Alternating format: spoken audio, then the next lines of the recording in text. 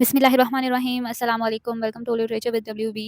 और आज जो हम नावल कवर करने जा रहे हैं पाकिस्तान इंग्लिश लिटरेचर का वो है ब्रंट शैडोज़। और ये नावल जो है वो लिखा था कमीला शम्सी ने।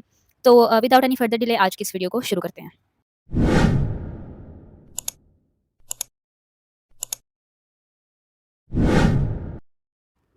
सबसे पहले हम बायोग्राफी देख लेते हैं कमीला शम्सी जी की। तो कमीला शम्सी जो हैं ये पाकिस्तानी एंड ब्रिटिश राइटर और नॉवेलिस्ट हैं, यानी कि ये भी पाकिस्तान में पैदा हुई हैं लेकिन अब रिसेंटली ये ब्रिटेन में जाकर रह रही हैं।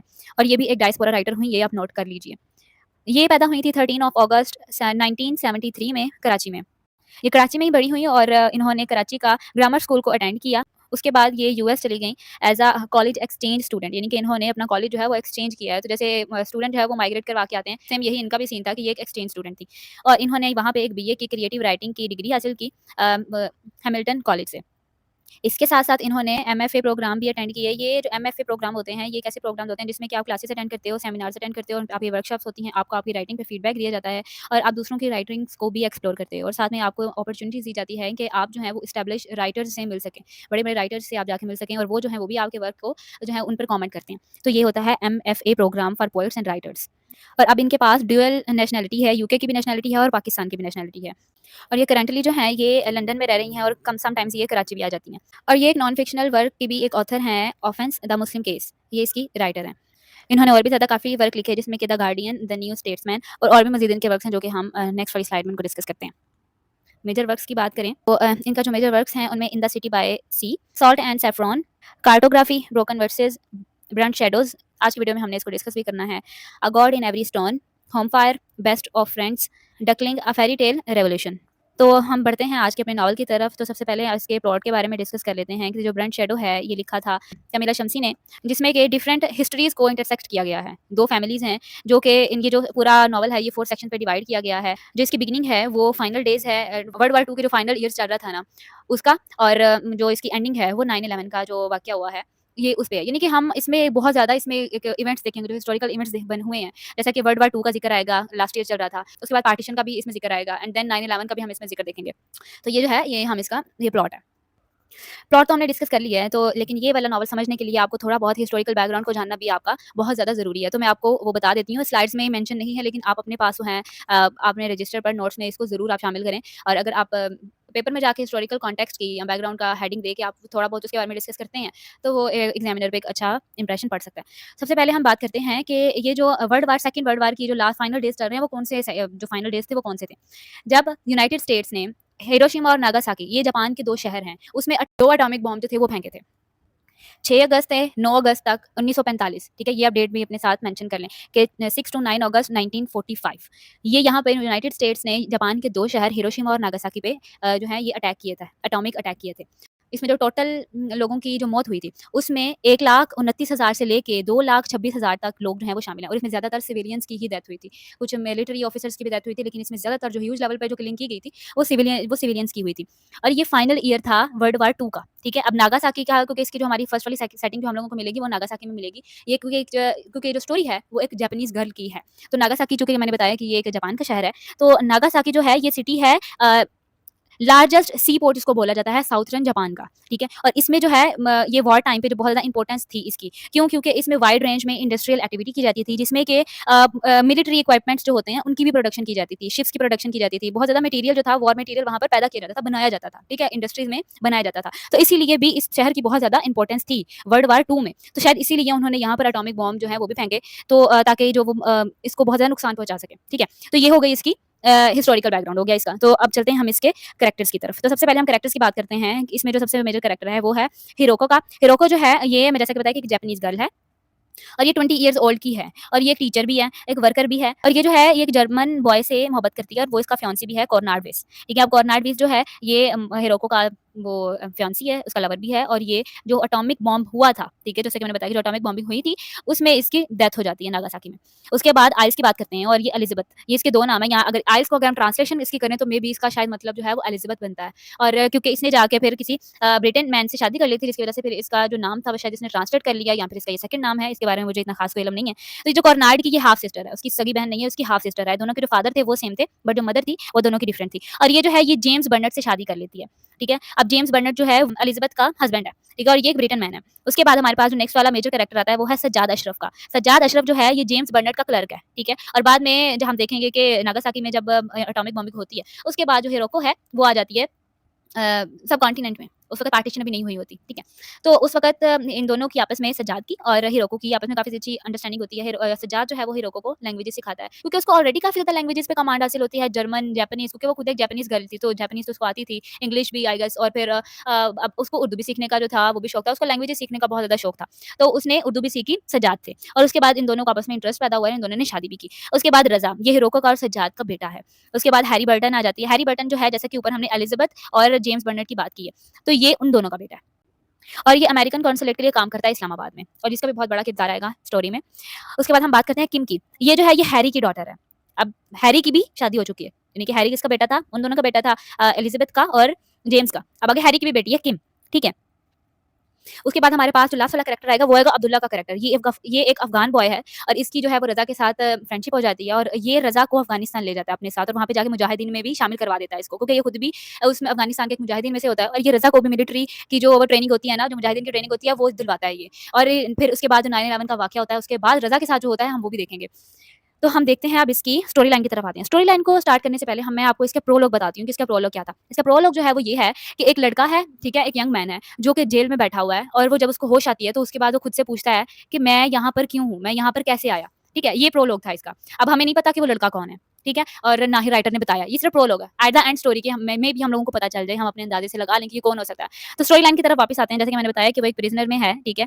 और वो अब ये देख रहा है कि मैं यहाँ तक कैसे पहुँचा। स्टोरी जो है वो बिगिन होती है नागासाकी में इन 1945 में। जहाँ पर हिरोको जो है वो कोनार्ड की जो है वो जैसे कि मैंने बताया कि वो एक फियांसी थी उसकी। तो यहाँ पर इनका जो एक लव रिलेशनशिप है वो कैसे खत्म होता है, बिल्कुल एक ट्रेजिक एंड होता है कि कॉर्नाड है वो चाहता है कि वो फादर के पास जाए, फादर यानी कि वहाँ के जो प्रीस्ट है उसके पास जाए, उसको शायद उसको किसी मामलात के बारे में कोई डिस्कस करना था, किसी बुक के बारे में उसको शायद उसके साथ डिस्कस करना था। तो वो हिरोको के पास आता है और आके कहता है कि मैं फादर से मिलने के लिए जा रहा हूँ। हिरोको जब वो थोड़ा बहुत नाखुश होती है कि मतलब तुम क्यों जा रहे हो, तुम मत जाओ, लेकिन उसको कहता है कि जाना ज़रूरी है तो मुझे जाना पड़ेगा।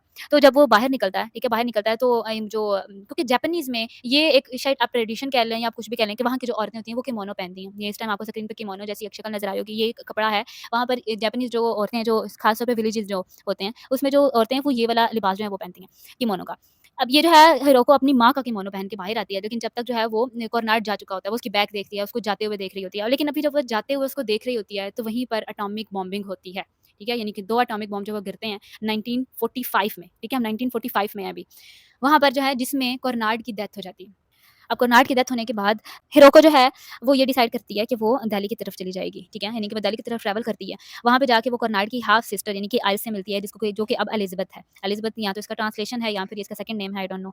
तो वो उससे मिलती है क्योंकि हाफ सिस्टर है, लेकिन जब वो उसके पास जाती है तो उसके जाके बताती है कि मैं तुम्हारे ब्रदर की फियांसी रही हूँ। तो उसको काफ़ी ज़्यादा उसके साथ हमदर्दी होती है, तो उसको कहती है कि तुम हमारे साथ रह सकती हो। लेकिन जो इसका हस्बैंड है एलिज़ाबेथ का, जेम्स, वो ये नहीं चाहता होता कि ये जो है वो हमारे साथ रहेगी। वो थोड़ा बहुत नापसंद करता है इस चीज़ को कि ये हमारे साथ रहेगी। लेकिन फिर भी एलिज़ाबेथ जो है वो उसको अपने साथ रखने पर जो है वो कहती है कि तुम हमारे साथ ही रहो।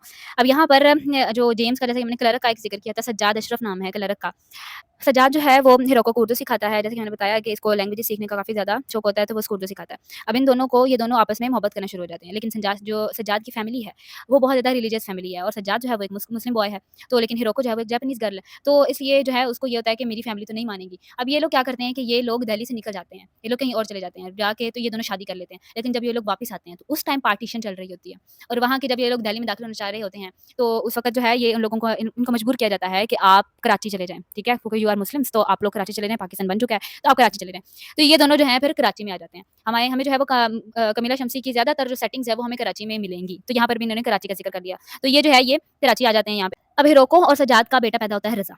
रज़ा जो है अब वो हो चुका है, बड़ा हो चुका है और वो हैरी बर्टन से भी मिलता है, जो कि काम कर रहा होता है अमेरिकन इंस्टीट्यूट से इस्लामाबाद में। लेकिन इससे पहले वो एक फिश मार्केट में अब्दुल्ला से मिलता है, एक लड़का अब्दुल्ला। रज़ा जो है वो अब्दुल्ला से मिलता है। यहाँ पर इसका ज़िक्र नहीं है क्योंकि समरी जो है वो मैंने बहुत शॉर्ट करके लिखी है, लेकिन मैं आपको इसको डिटेल से बता रही हूँ। आप जो कुछ भी इसमें मिसिंग है वो आप खुद से ऐड कर लीजिएगा। अब यहाँ पे जो है वो फिश मार्केट में रज़ा जो है वो अब्दुल्ला से मिलता है और वो जैसे कि मैंने बताया कि वो एक अफ़गान बॉय था। वो जो रज़ा जो है, रज़ा को ले जाता है अपने साथ के जाके मिलिट्री ट्रेनिंग मिलेगी, वो उसको मुजाहिदीन में शामिल करवा देता है। और 9/11 का जो वाक़या है, उसी टाइम ये 9/11 का वाक़या भी होता है।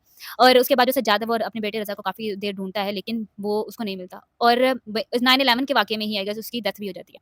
उसकी सज्जाद की डेथ हो जाती है और उसकी डेथ होने के कुछ ही देर के बाद रज़ा भी वापस आ जाता है। अब जब हैरी से मिलता है रज़ा, तो हैरी को जो है जैसा कि वो तो अमेरिकन्स के लिए काम कर रहा होता है, तो उसको थोड़ा-सा इस पे शक होता है कि जो रज़ा है, ये भी 9/11 के वाक़ये में किसी न कहीं न कहीं पर ज़रूर शामिल है। उसके बाद जो रज़ा है वो खुद को सिक्योर जो है वो फ़ील नहीं करता है। उसके बाद यहाँ पर अब्दुल्ला का दोबारा से ज़िक्र आएगा कि ये जो है ये रज़ा कहता है कि अगर मैं सिक्योर नहीं हूँ, तो उसको अब्दुल्ला की फ़िक्र पड़ जाती है कि मुझे उसे ढूँढना पड़ेगा। ये किसी न किसी रेस्टोरेंट में मिलते हैं, लेकिन और क्या कोई ना कोई इसकी इनकी खबर भी कर देता है अमेरिकन्स को कि हमारे पास एक मुजाहिद है जो कि 9/11 के वाक़ये में भी मुलविस हो, तो आप आके उसको पकड़ लें। करते वो रिपोर्ट जो है वो अब्दुल्ला की हैं, लेकिन अब्दुल्ला जो है वो वहाँ से चला जाता है। वहाँ पे सिर्फ़ बचता है रज़ा और जो मिलिट्री वाले होते हैं या फिर जो अमेरिकन्स जो होते हैं वो रज़ा को लेके चले जाते हैं।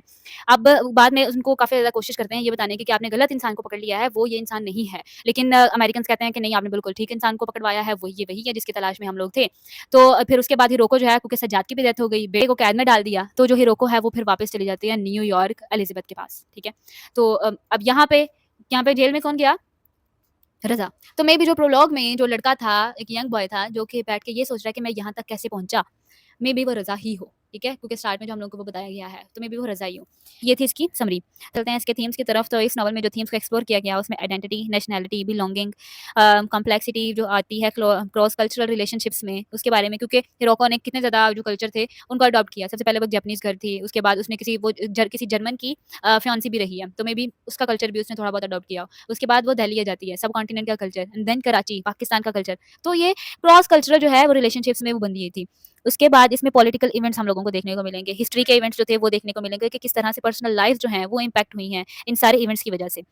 और सबसे ज़्यादा नुकसान इसमें किसका हुआ है? हिरोको का हुआ है। सबसे पहले नागासाकी में जब एटॉमिक बॉम्ब गिरे, उस टाइम उसके फियांसी की डेथ हो गई। उसके बाद 9/11 के वाक़ये में उसके हस्बैंड की डेथ हो गई और 9/11 के वाक़ये में ही उसके बेटे को भी गिरफ्तार कर लिया गया। इसमें हम लोगों को मज़ीद वॉर का थीम मिलेगा, race, religion, nationality, socio economic class वगैरह ये सारी चीज़ें आ जाती हैं। उसके अलावा इसमें किस तरह से घर का छिन जाना और एक न्यू सेंस ऑफ बिलॉन्गिंग की तरफ आना कि उनको एक सर्च करते हैं कि वो अब हम किस तरफ जाएँ। जैसे कि जब वो लोग दिल्ली से कहीं बाहर चले गए थे कि हम लोग बाहर जाके शादी कर लेते हैं, लेकिन जब वो आते हैं वापस दिल्ली तो उस वक़्त उसको वो कहते हैं कि आप कराची चले जाएँ। ठीक है, अब पार्टीशन हो चुकी है तो आप लोग मुस्लिम्स हैं तो आप लोग कराची चले जाएँ। तो अब उनको एक आइडेंटिटी की ज़रूरत थी कि अब हम लोग कहाँ पे जाएँ? उसके लिए उन्होंने सर्च किया।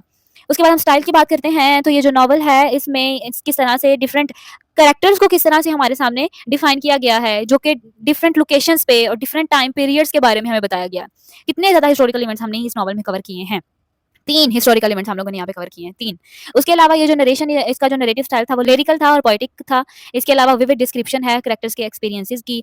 इस नॉवल का जो स्कोप है वो भी काफ़ी ज़्यादा है क्योंकि इसमें इन्होंने एक वाइड रेंज के हिस्टोरिकल इवेंट्स को कवर किया है, पॉलिटिकल थीम्स को कवर किया है और सारी हिस्ट्री जो है वो हम लोगों को बताई है।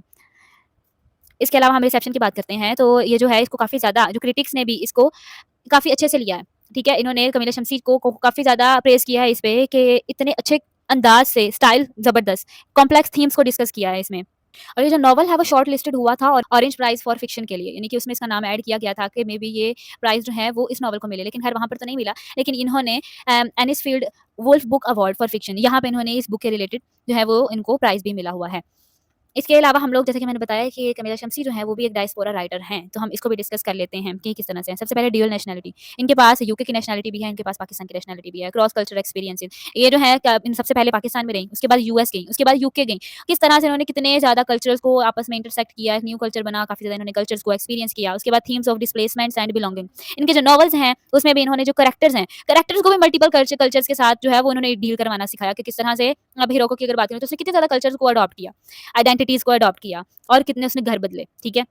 उसके अलावा डायस्पोरा एक्सपीरियंसेस को बताते हैं ये सारे जो हैं क्योंकि इन्होंने अपने कैरेक्टर्स को भी मल्टीपल कल्चर्स को एक्सपीरियंस करवाया हुआ है।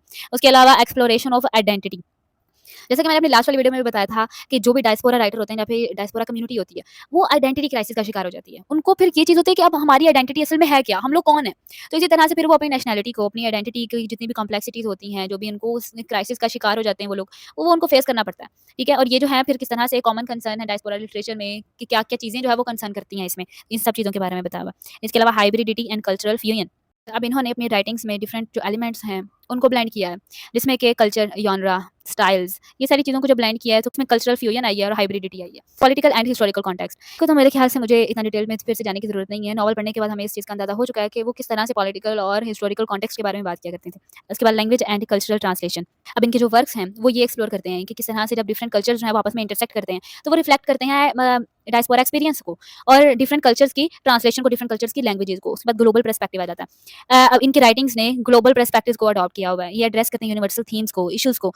यहाँ की इन्होंने नागासाकी तक की जो है वो उसकी भी बात की हुई है कि जो वर्ल्ड वार 2 में जो भी हुआ था, वो सारी चीज़ हम में से बहुत ज़्यादा लोगों को इस बारे में नहीं पता होगा। मेबी आप लोग ये फर्स्ट टाइम में सुन रहे हो और इन्होंने डिफरेंट बैकग्राउंड्स के बारे में बात की है। तो ये थे इनके थीम्स और एक्सपीरियंसेस कि किस तरह से ये डायस्पोरा राइटर हैं। तो ये थी आज की वीडियो। होप सो कि आपको इस वीडियो की समझ आई होगी। समरी को मैंने डिटेल में नहीं लिखा है, मैं बार-बार बता रही हूँ। तो ये आपको खुद से इसको डिटेल से लिखना है। मैंने आपको डिटेल से समरी बता दी है, लेकिन अब आप अपनी वर्डिंग में इसको कर सकते हैं। इन स्लाइड्स का लिंक जो है वो मैं डिस्क्रिप्शन बॉक्स में दे दूँगी। वीडियो पसंद आई हो तो लाइक करना मत भूलिएगा और चैनल पे नए हो तो सब्सक्राइब भी करते जाइएगा। एक क्लिक से आपका कुछ नहीं जाता, आपके पैसे नहीं लगते यार। तो प्लीज़ सब्सक्राइब भी कर दिया करें। तो इंशाल्लाह मिलते हैं फिर नेक्स्ट वाली वीडियो में। तब तक अपना ख्याल रखिएगा। अल्लाह हाफ़िज़।